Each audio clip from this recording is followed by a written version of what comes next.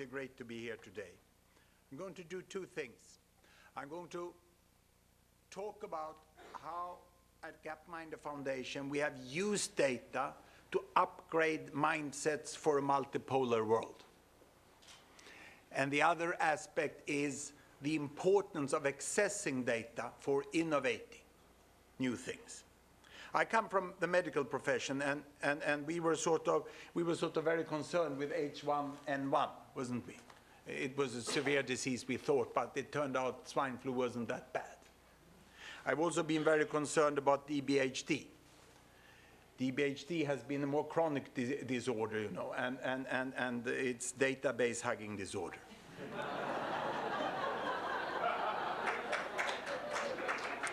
And I congratulate deeply, and from a lot of people out there, the World Bank for having cleared itself completely from this disorder.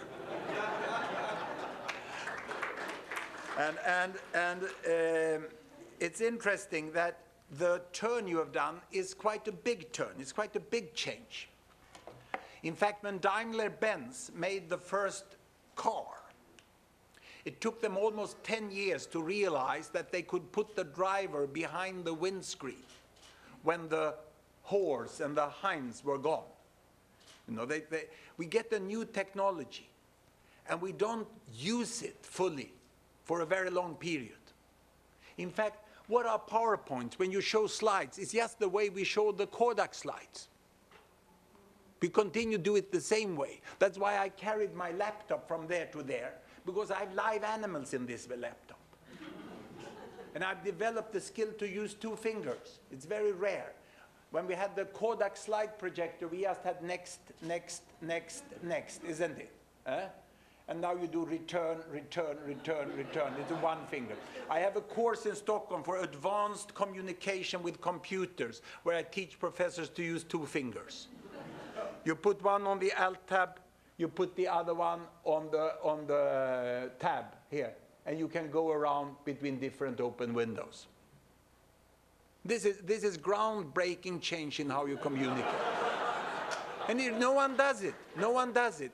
Because you come and PowerPoint, it's quite good PowerPoint you have, but it was stuffed animals. And if you want to make your living like a snake charmer, you shouldn't have a stuffed snake. You should have a live snake, you know.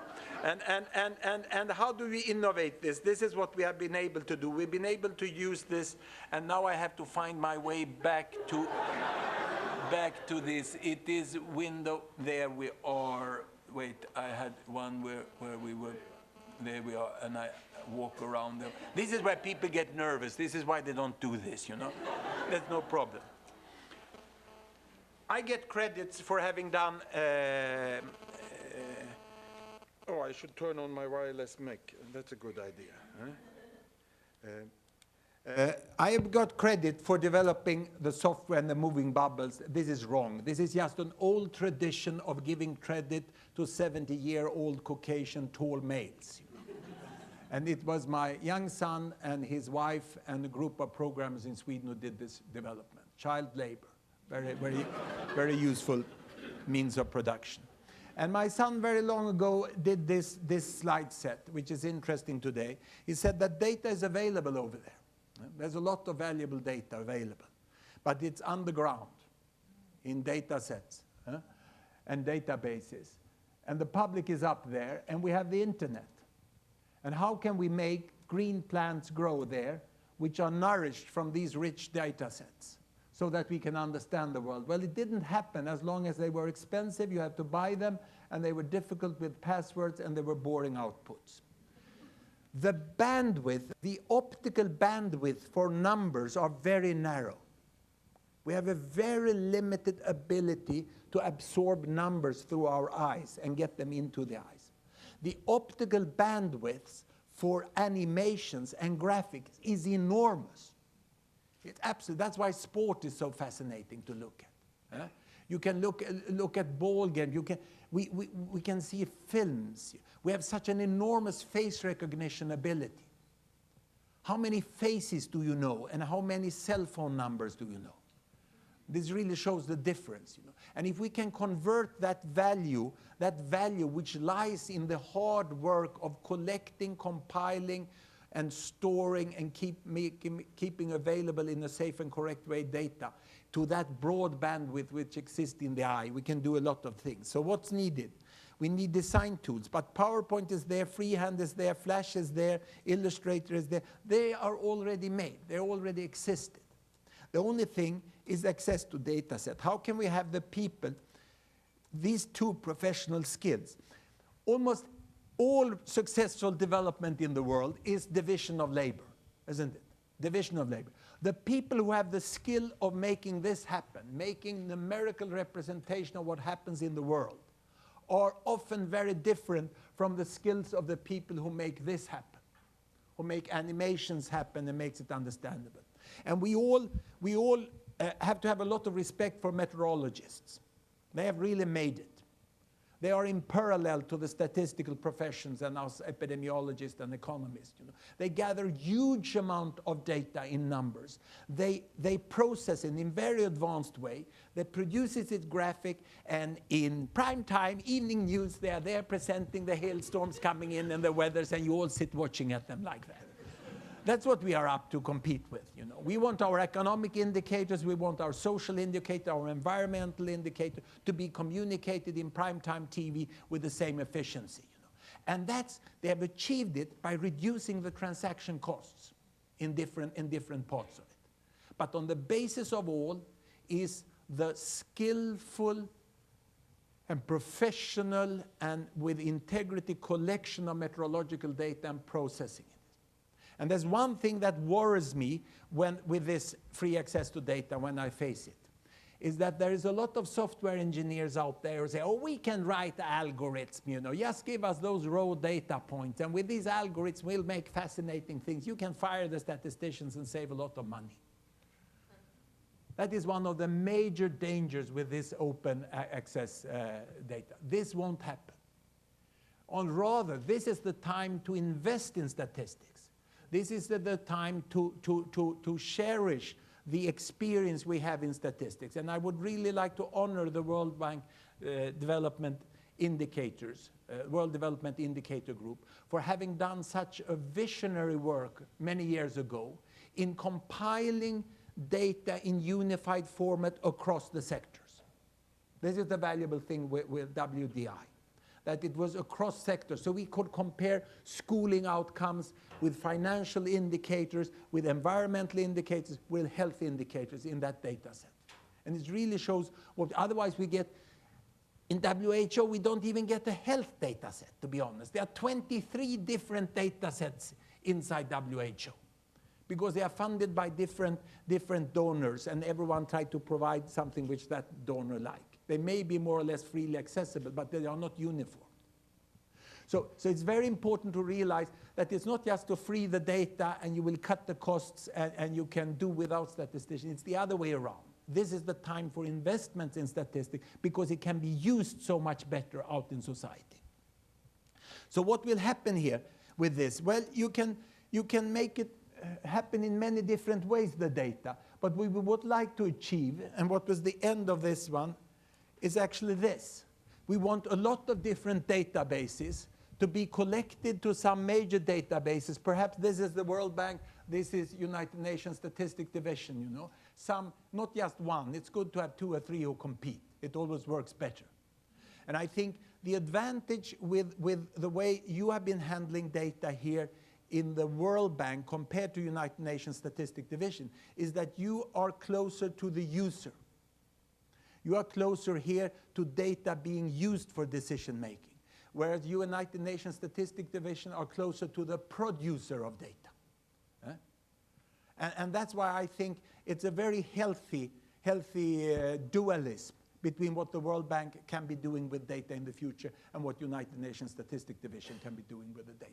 It's not that many think, oh, yeah, we can do without one of them. Which one should we fund? No. It's very important to have this user input for statistics. And I've heard about your vision here about not only open data, but open knowledge and open solutions also. That is what you are capable in this institution, is also to process that data analytically into understanding why countries and institutions do well or don't do well, and then giving concrete advice. This is really, really fascinating what you can do. And you see, there's a lot of place for innovations here. We have to have a way of getting data out. When do you see animations in TV?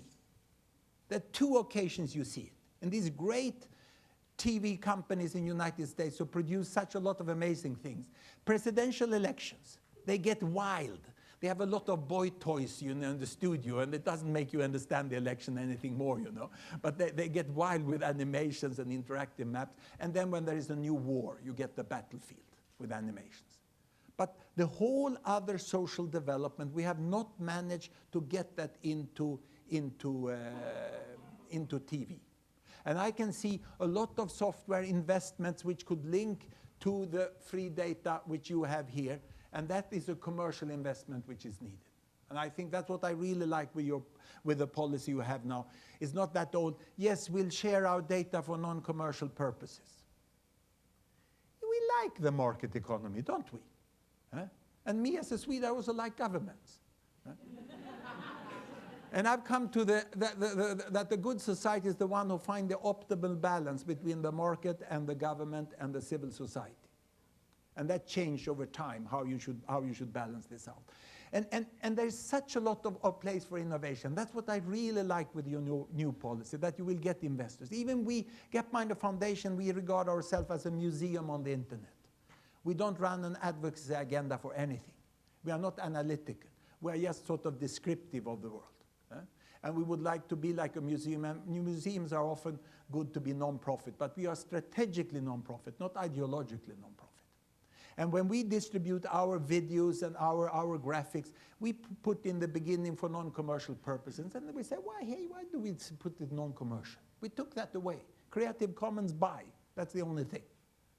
Because if someone in Africa finds a way of putting down data from World Bank, videos from Gapminder Foundation, material from other sources, from the National Statistical Agency, on a CD which they sell to master students in the country, that's fine.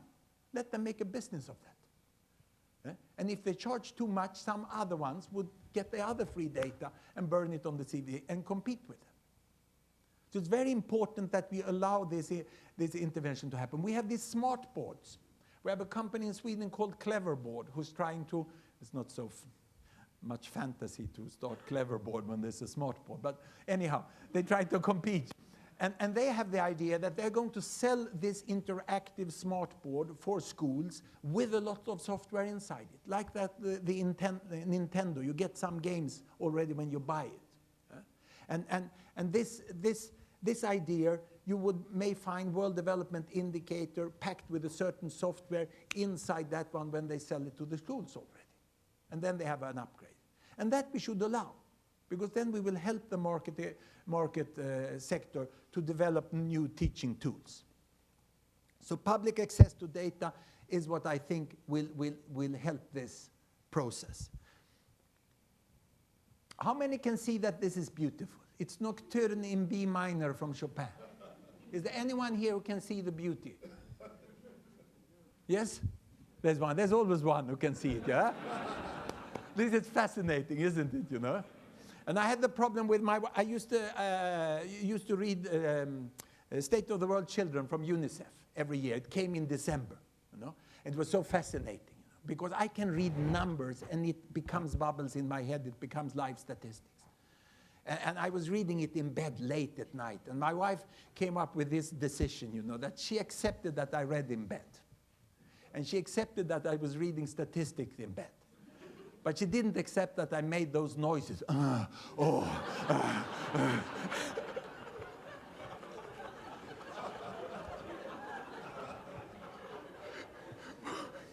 When I saw the child mortality in Malaysia falling every year, you know, amazing progress I saw in Asia, you know, and it was so fascinating. I remember from last year, you know. And there's one here who can see that this is beautiful. But most of us, you know, we would honor the composer. Chopin was a great composer. And musical notes is an absolutely clever, unified format in which you can communicate music. It's a breakthrough in music. But you need someone to make instruments, and Steinway make good instrument, and then you need someone to play it, a musician. And the great news now is that Yamaha is making a new technology, so you can buy this for your kids. You don't have to waste all the money on this costly things here. So here we have the great statistical division here at the World Bank. You are composers. I honor you. We also honor you. And then we have now nice investments by Google and by Microsoft and by small companies and big companies, and they make new technologies. And I'm the musician down here. I take the data from here, I take the instrument from there, and then I play it. And I'm very proud to be named the Mike Jagger of statistics, you know. You can But it's very important that we have this division of labor clear. In Gapminder Foundation, we found out that when we in our animated statistic make data available, we use the verb display data. We don't upload data. We don't claim ownership on the data. In fact, in the interface, you just, on the axis, you click and you get back to the one who did the hard and skillful professional work of compiling it. So how can I use this? How can I use this to present it? I take the presentation I gave yesterday at Microsoft CEO Summit with the leaders of the biggest American companies. I actually had the honor as a public health professor to speak just before Warren Buffett. And that's a little special for Swedish public health professors.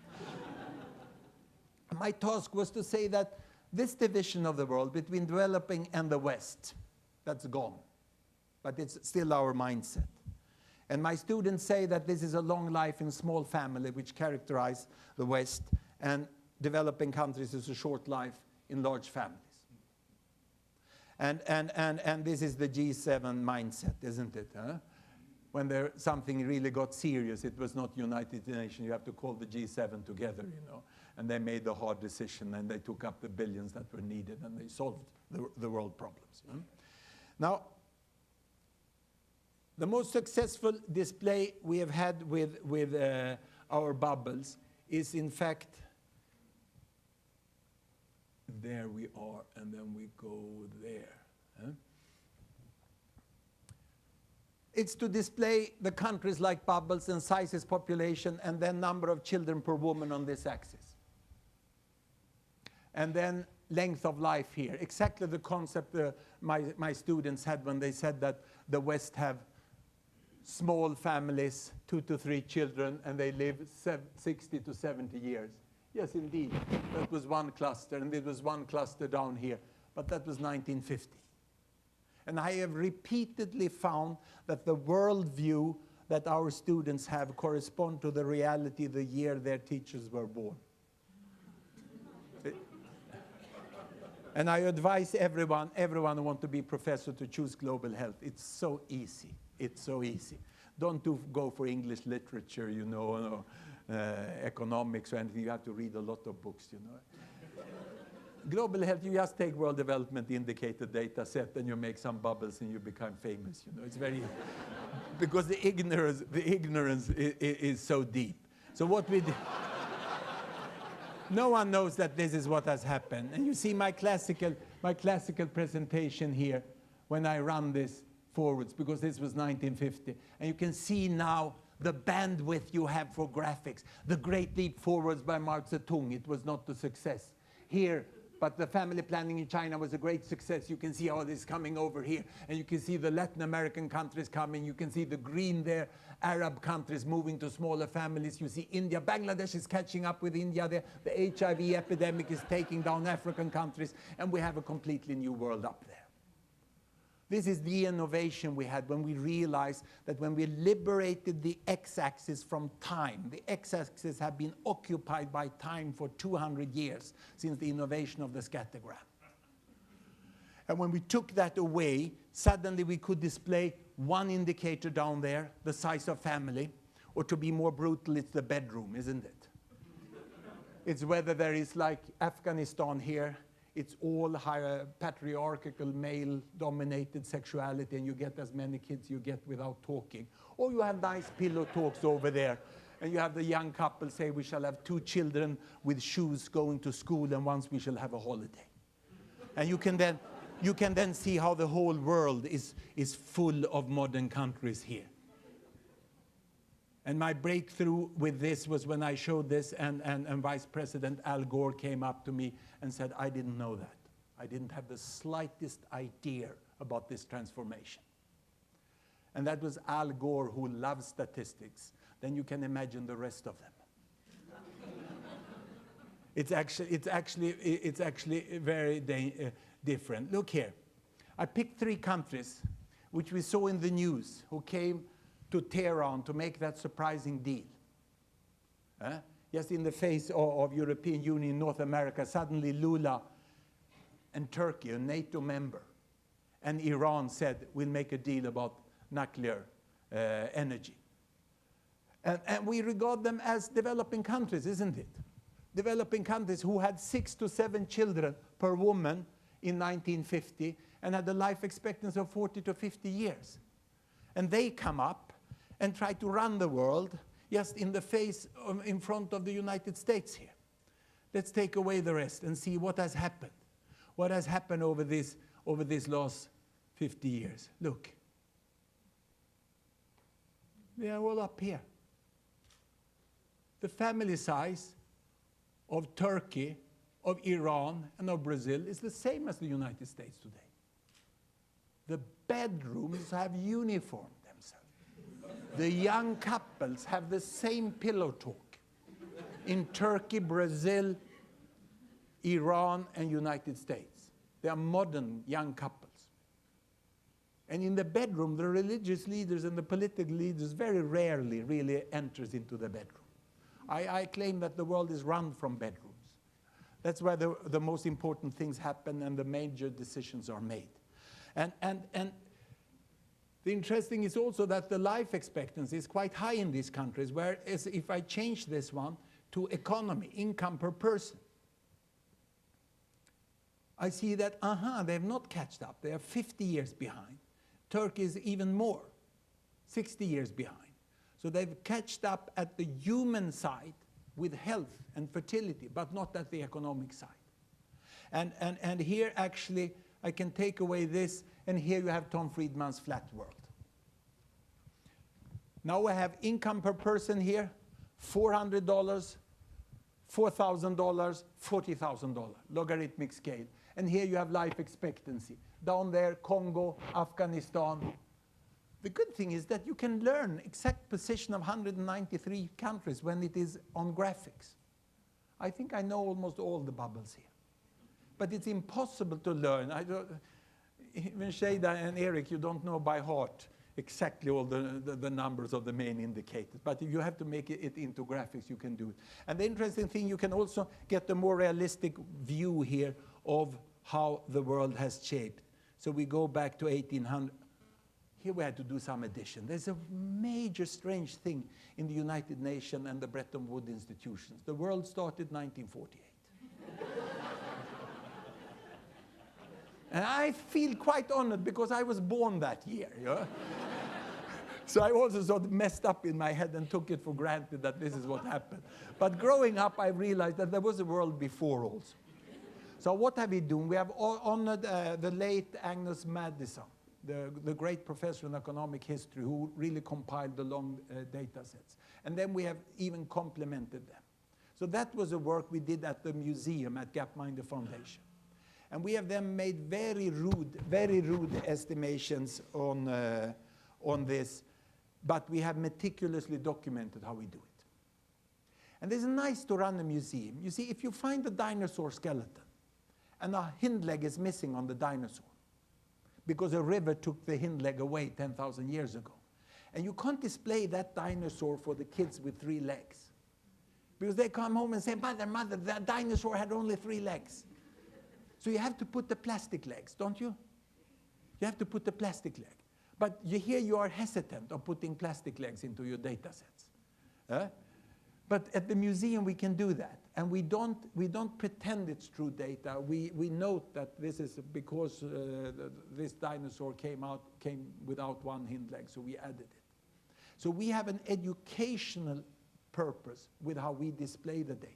And then we can do it in different ways. That just shows how you can complement the way the World Bank is providing the data for multi-purpose use, where you can add data, you can do different things. And then we can show that this is the economic development of the world.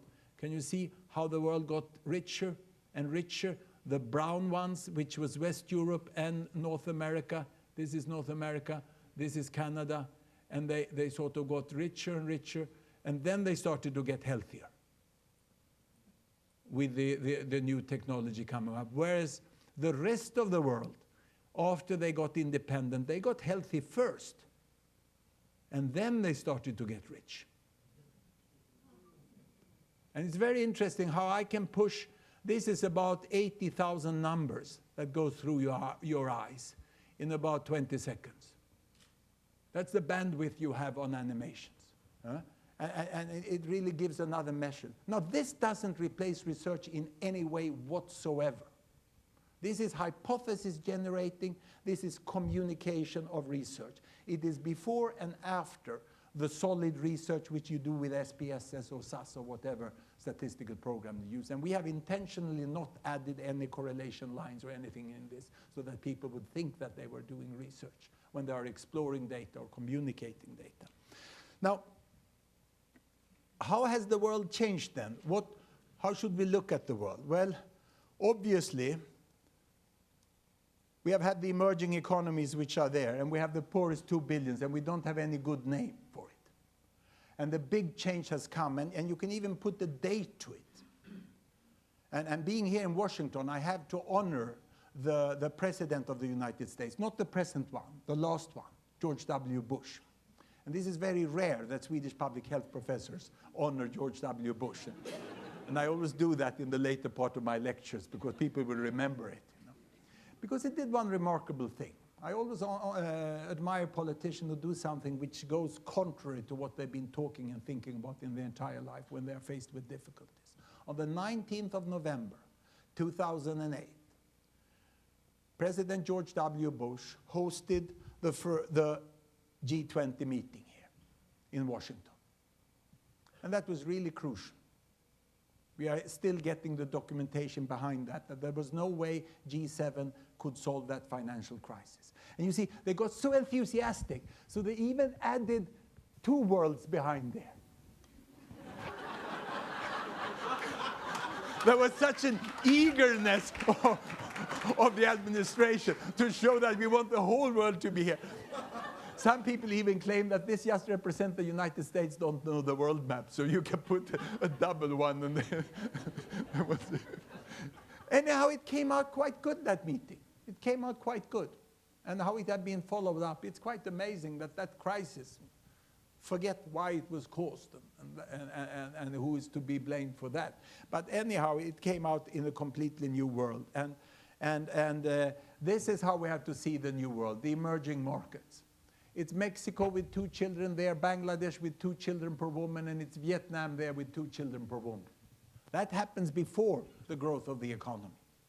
And then we have some countries down there like Afghanistan where there's 6 children on the motorbike and no mother at all. And that's a completely different place. So what will happen in the future then?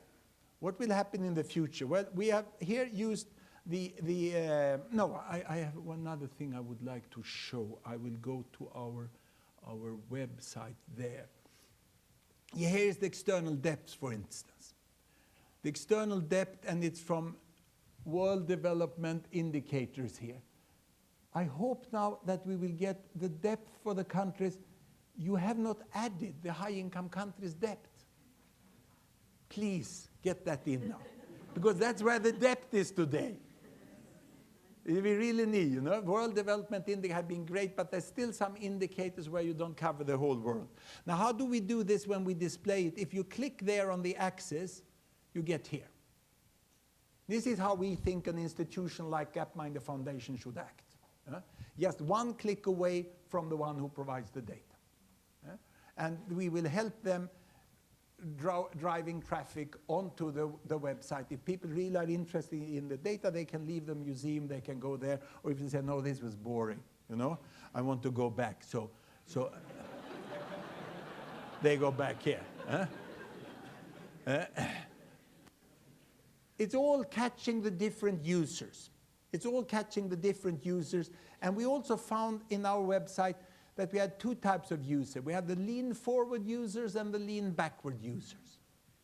The lean forward users, they are the ones that more like geeks, and they're saying, oh, I want this trade balance here. This is trade balance. If they are above there, they are positive trade balance. Here they have negative. Look, United States 1984, they had a negative trade balance. What happened in the world? I want to see this. So the lean forward users run it forwards like this, you know. And you find, wow, how could this happen? How could one country be down here completely outside everything else with such a negative trade deficit, whereas China is flying up there? You know? Most users we have are not lean forward, they're lean backwards. They will only click once. They grab the cafe latte and they will click a play button on a YouTube video. That's why you have the big user groups. So that means that when you make your data available, it will be displayed by Gapminder Foundation in a bubble graph, and someone will use that bubble graph to make a video, and that will catch the users. So it's needed to be several user groups between, and this can evolve now with this great new policy that you have. Now, let me show the final thing, the final race which we have, where we have used the historical data with Madison on one hand and the projections from IMF on the other. I would like to run this game here with starting 1800. I'm back in the conventional graph. Time on this axis and income per person, GDP per capita, purchasing power, inflation adjusted on this axis. And we are starting 1800, and we have here on the line, United Kingdom, richest in the world at that time. Distinctly lower income, United States, then China, then Japan, and little Sweden here. Sweden was poorer than China and Japan at that time. And down here, India, under European dominance. Way back in history, India and China and Europe was almost on the same level, and Asia even was before here. But that's backwards in history.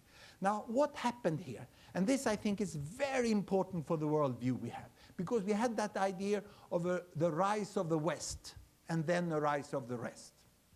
But was that at all true? What happened here? If I go forward from 1800, slowly here, I grab this here, and we go forward here, 1800. You can see Sweden down there. It's not very funny, you know. And what did my relatives say at this point? No, we give up, they said. This is too bad. They sold the farm, they bought the ticket, and they now fill the streets of Minneapolis and Portland. It's very interesting to see that the mass time of immigration, it was not like going to an open, vast land, poor land. United States of America was distinctly richer than Sweden 1850. Whereas United Kingdom still was, of course, ruling the world, you know, and no one would ever catch up. It wasn't a discussion about the Western world, it was the British Empire at that time. But what happened then was, look at the United States there, catching up. Sweden is doing a little better, Japan is starting to follow. Japan is starting to follow, and here United States, even before the First World War, catched up with Britain. And look how close Sweden is to Japan. And India and China, tragically, just down there in poverty. Nothing happens. Centuries pass, nothing happens. And now they get independence, and they don't get the economic policy right until here Deng Xiaoping is coming. Now something is happening. And they go through the crisis there without any problem. Can you see the crisis? I have to have there's no pointer here.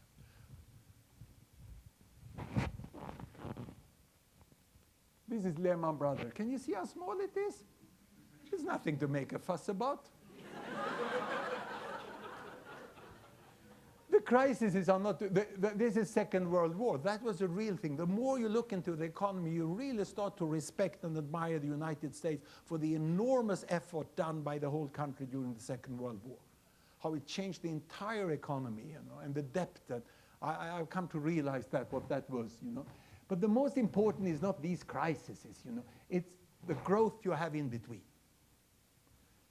The problem for India here and China was negative growth for 150 years. Very bad to be colonially dominated. These two independent countries managed to do it in, and look, Sweden is the Japan of Europe. A remote pine forest place, you know, where we maintained independence and learned from others.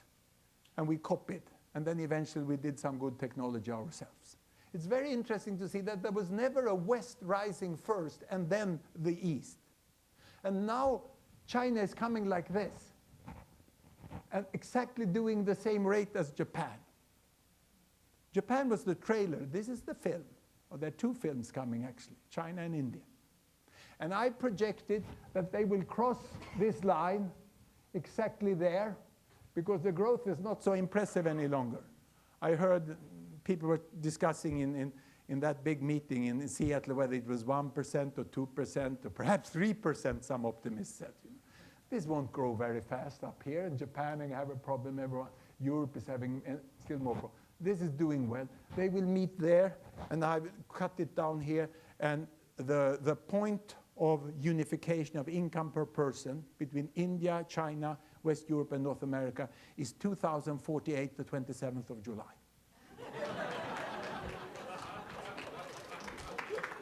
It is my 100th birthday. I had to adjust it a little to hit that day. But the important message there is that worldview is a narrative. It's a narrative that we got from our parents, from our teachers, from our employees, and from our culture. And to change that narrative with good data and good statistics takes more than numbers. But it can't be done without the good numbers. And this is where we see we can do it. And we can really represent a completely new way of looking at the world here. Because this is HIV in the world. HIV percent adults with HIV. This is dollar per person. And the size of the bubble is the number infected with HIV. And you can see Uganda turned around already in 1990. Zimbabwe went sky high. Thailand came here. South Africa started late, but very soon became the country with most HIV-infected persons in the world. And the main thing I would like to show with this graphic here, what a difference in sub-Saharan Africa. The dark blue is sub-Saharan Africa, and you find many countries in sub-Saharan Africa, many, 5, 10, 15, which are just like the rest of the world. And others are sky high. What was the main difficulty in doing this? Took 18 months to get the data set out of UNAIDS. Took 12 months after the director of UNAIDS in public and in email confirmed that we could get the data set. A very severe intensive care version of database hugging disorder. Because people who are working in data, people who are working with that know the sensitivity with governments about the data. It ain't easy. It ain't easy. One has to be respectful also for people compiling international data. But yet, when we got the data, we could give a completely different image of it. And the time series data which we have, why do we have time series data for HIV? Because all the basic surveys of HIV exist in one repository, freely available in the world. US Census Bureau. And I convey the official thanks from the people of the world for the great data policy of the United States. And it's really serious. The United States has a very amazing data policy. Canada is the worst seller of data in the world.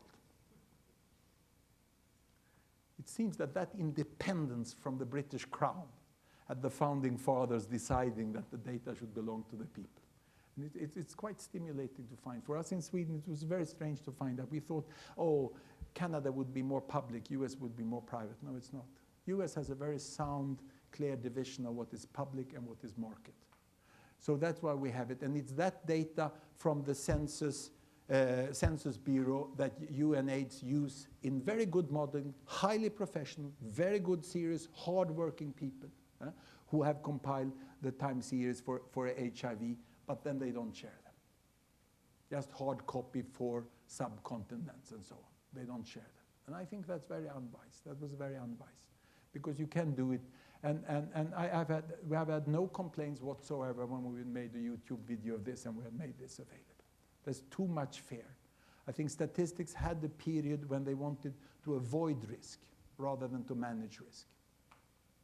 And ending up, I have to say that this free data and free data access will lead to a lot of rubbish out there. A lot of mistakes will be done. People will come and claim things which are completely wrong. They would have turned data sets in between each others. They will have done the wrong interpretations, and they will use wrong statistics, and I call it freedom. It's exactly like with the press. People write a lot of rubbish, a lot of false statements, you know. But it corrects itself. It's free press. And there's only one way we can meet that, and that is recognize what is good statistical data and give resources to the data producing units to have a good web page. Because that web page corresponds to the watermark on the banknote. It can never ever be so that World Bank let others use their data but don't get resources to have their own web page. Because someone who would doubt that company in California or that professor in Sweden or that company in China who claim that they use World Bank data set, they must be able to go back to worldbank.org data and check, is this really correct or have they messed it up? I think this is the only way. The watermark must be there. So therefore, thank you very much for the policy. This is the time to invest in statistics, and this is the time when we will get a lot of benefit from statistics by other investments around the world. Thank you very much.